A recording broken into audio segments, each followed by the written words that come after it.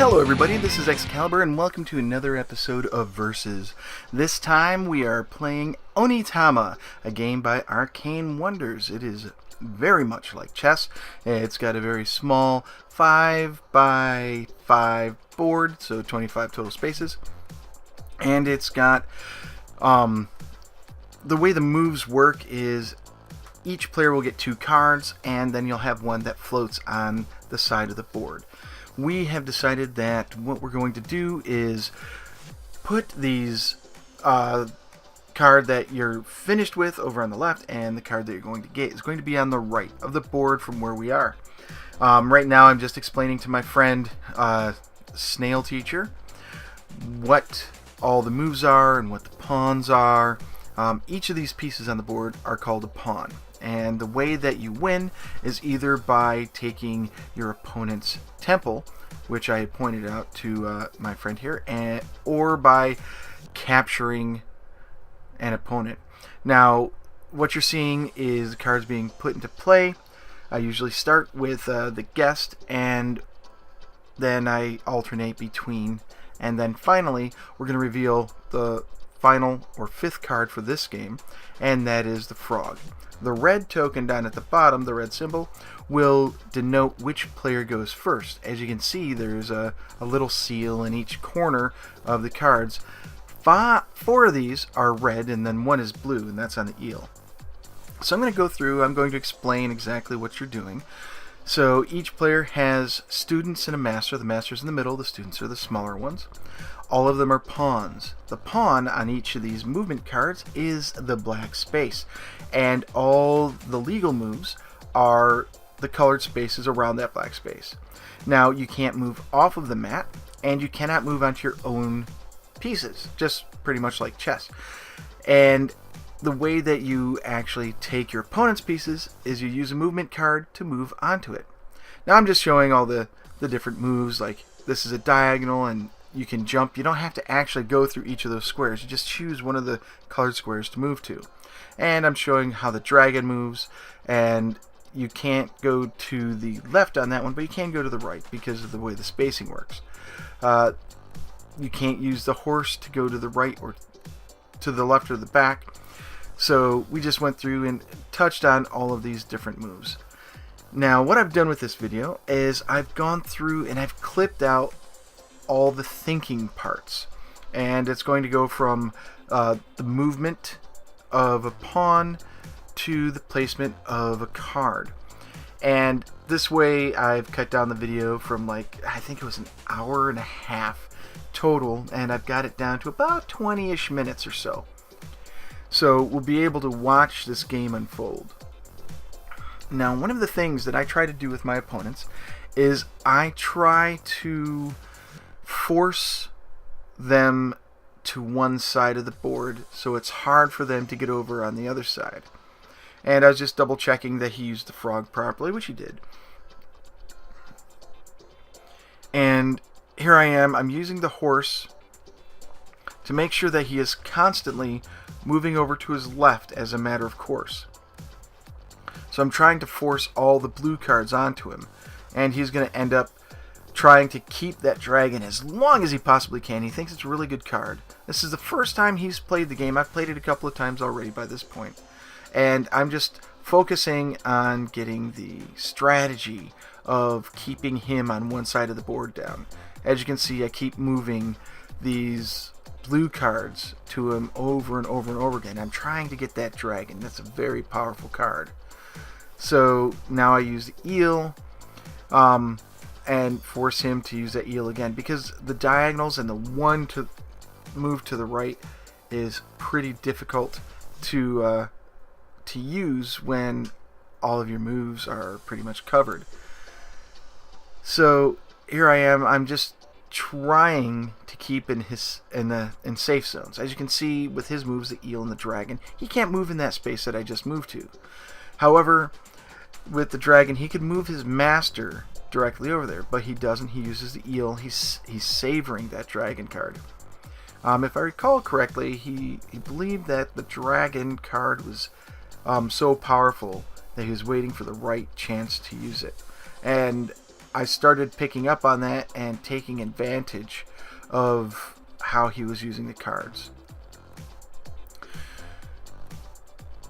But we'll find out shortly.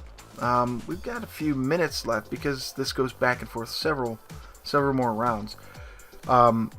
We find out that if my strategy is working or not. I'm really keeping him over on that left side of the board. It's doing really well. So I keep giving him the eel, I keep giving him the frog, and then he moves his student within striking distance of me, not realizing that I can use the boar on either side and just take his student, which is what I do. It's not that difficult to do, not a difficult move. He sacrificed it for no reason, I believed. But then he takes my other student. It was either take his student or have him win the game, so I had to make the proper choice and do a sacrifice. So here we are, and now that I've got the dragon, I'm looking for ways to get to him and he realizes what's going on.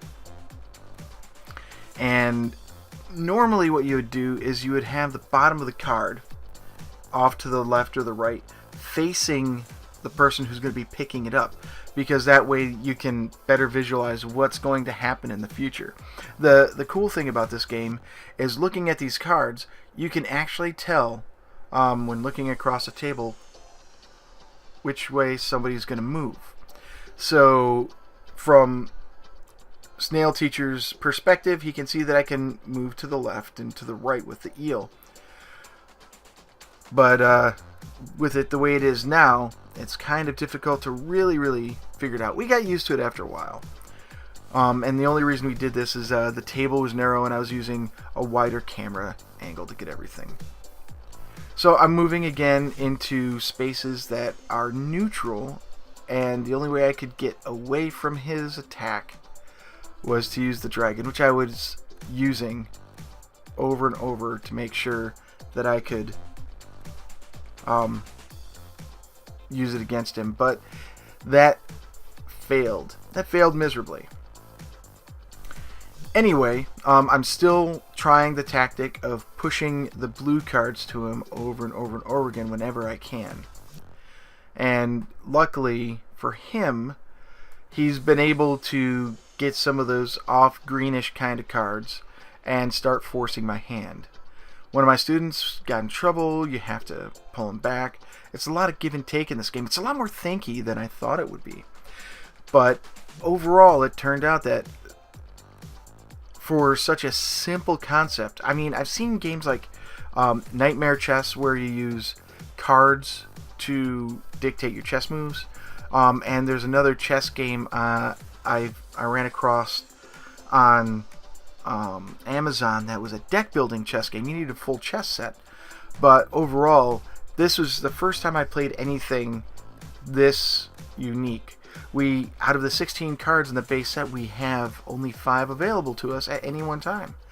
And that makes it very difficult to follow any game trees. Now, if we had access to all the moves all the time, it would be a little overwhelming at this point, I think. But this way, we actually can plan ahead at least 1 or 2 rounds. That's pretty cool. And in chess, I usually do like 5 to 10, depending on how tacticky I want to get. But trying to make a game tree in this game is really hard because the moves change from game to game, so you can't really predict which games are there. And that's why I think this is so much more balanced than chess. It's going by really quick here, but it's because I did a lot of cuts. So that I could speed this up and shrink down the time of the video. As you can see, I am now up 3 to his 2, and he has moved his guy into position. And I am threatened. I can't move behind him. That's a mistake. I'll correct it in a second as soon as I realize, oh, wait a second, I'm going to move him back. And yeah. Of course, I could have stayed there and lost. But instead of using the dragon to pull back, I actually did the wrong thing and used the eel. Anyway, he is now going to win because he is within striking distance. I can't stop him. I have no way to go to the left or the right. So I'm just going to play it out, use a dragon. He's going to take my temple. And Snail Teacher has won the first of 3 rounds. So I am 0 for 1 in this best 2 out of 3 match. And my opponent has cleverly moved forward and taken the temple. That's the first time I've seen that happen in a game during this this match, so that was pretty cool. And I was actually going for the same thing because I could have done it earlier, but I missed the move. I didn't see it, and boy, what a silly thing that was. So now it's time for round 2. As Eric Summer might say, since I lost, I started with the ox on my side, then rooster on Snail Teacher's side, then monkey on my side, and finally tiger on my opponent's side. Red goes first again, and we've got the boar again. So now it's green and red cards that are going to be showing up in this game. And this time the majority of the charge and attack moves are to the right. So that's why the card for the rooster is red. Even though you can retreat to the back, you can attack to the right, and that's part of what everything is. The monkey you can attack in all directions, which is a really cool card, by the way. The monkey and the tiger together, crouching monkey, hidden tiger, that really works. I know it's crouching tiger, hidden dragon, but I could say crouching tiger, hidden monkey, and it just doesn't have the same oomph to it, if you know what I'm saying. Anyway, we have gotten pretty much used to the game at this point, at least the way we each played against each other, and there were a lot less cuts this time. We did do a lot of stuff, and the tiger finally came out.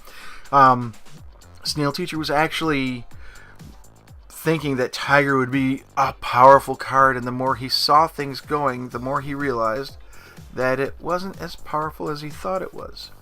So I took advantage of the situation and used monkey to take his student, and it is now his time to figure out what he wants to do. By moving forward like that and taking the monkey, he now puts me in check and secures a bunch of spaces. I can't move there. And I realize that, and I go, oh wait, I have to take it back, and I have to go in a different direction. So instead, what do? I'm going to move to the right. I think that's what happens. So let's go ahead and move my master to the right and give him that boar. And again, I'm trying to force him over onto the left-hand side of the board, or onto the right-hand side. And now he's gone and done it again. He is put with the monkey and the boar. That is a pretty strong combination. But using the tiger, I can move the student forward and take his student and keep that from happening. Now I've got the rooster and the ox. There's nothing I can really do. He can easily take that student with his master, which he does, and the monkey now comes over to my side, and it's a matter of how do I get him this time. Now let's see here. The best route I could take is to move that guy forward using the ox, not the rooster. There we go, take the ox, and now his master is in peril. He can't move in front of me. Oh, he can move in front of me, that's right. And he takes the ox, and it is now my turn. How do I want to handle this? I move diagonally back using the rooster, grabbing the boar, giving me straight on neutral attack advantage, and that causes him to retreat. And again, I told him at the beginning of the game that sometimes retreating is the best recourse you have, and you should take it whenever you get the chance. And that allows me to move my master up and grab the ox. Now, his master has to find a place to move. That is the only place that he can move that will help. And yeah, I'm a little anal about keeping things turned in a certain way. That way we kept the orientation the same on both sides. So I move over using the boar. I grab the rooster, and it is now a game over. Because, look at this. I don't think there's any way he can really move except using the monkey and moving back. He got me. There was no way that he would not be able to do anything there. So using the ox, I move forward and grab the monkey. And now he has to move. Uses a tiger. And that spells his downfall. Because I can use the monkey to either take his temple or capture his master. And instead I took his temple, as you saw. There was not much he could do, and the tiger was probably the best bet. Alright, so I have won one, and Snail Teacher has won the other.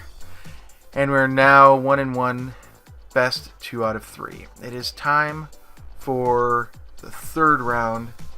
Let's begin. It is now round number 3. The tiger comes out again. And what is the next card? The ox. We've seen these before. Gee. We get the rabbit. And we get the frog. So there we go. We get mirror moves. The frog and the rabbit. And the crane comes out. So that is, again, a more forward or neutral base attack. And you can retreat. And since it's got blue, I go first. So I'm going to move forward diagonally with the frog. And take the crane onto my side. Now, my opponent has seen the tiger in play and realized that it's not as powerful as he liked, or it got him into trouble. And I think there's a little bit of bias on the way that he got captured by using the tiger and jumping into one of my diagonal slots when I had the monkey. So now we're pushing the frog and the rabbit back and forth between each other to try and get those forward moving cards, because those are the best way to get around. Now I use the rabbit to jump to the right by a space, and the tiger comes out. Boink. He's used it. And to great effect, you would think. But not really, because he can't move to the left, and he can't take my dude. My dude, however, can move forward using the crane. And then I grab the tiger, which is going to be a very good move for me until he does that. And that is game. Yep, there's nothing I can do. Nothing at all. I can't use the frog to move anywhere. Of course, I can't use the rabbit, and if I use the tiger, I'm going to jump right between his two students. None of my students can do a thing to stop what's happening. So I lost, he captured my master, and that's it. Snail Teacher wins 2-1, and it's my loss. Oh well, it's a great game. I think that anybody who likes chess and likes fast two-player games, this would be right up your alley. So if you love two-player games, please leave that comment down in the description. Please like, comment, and subscribe. And if you like to see more of these versus games, please let me know. As always, this is Excalibur, and I am out.